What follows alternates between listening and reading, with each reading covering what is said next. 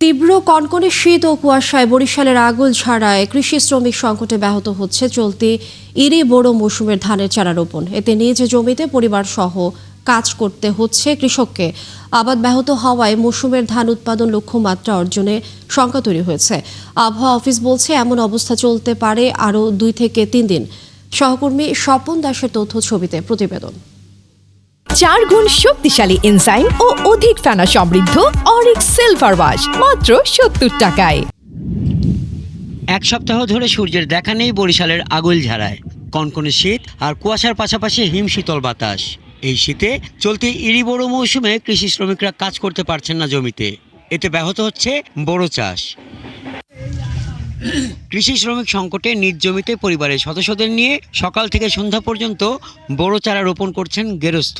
চলছে জমিতে পানি দেওয়া, চাষ করা, আগাছা পরিষ্কার, মই টেনে জমি সমান করা, সার দেওয়া সহ বীজতলা হতে চারা তোলার কাজ।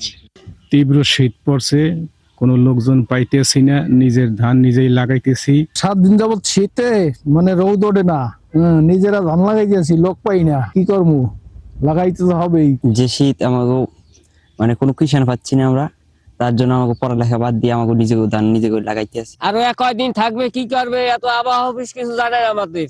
তাছাড়া ধান লাগানোর লোকজন পাইতে আসি না। পারে বসে আছে, কিষান পাই না, কিছু না, ধান নষ্ট হয়ে যাইতে আছে জমিতে, তারপর জমিতে নামছি, কি করবো, করার কিছু নাই। জেলা আবহাওয়া অফিস বলছে শীতের এমন পরিস্থিতি চলতে পারে আরো 2 থেকে 3 দিন।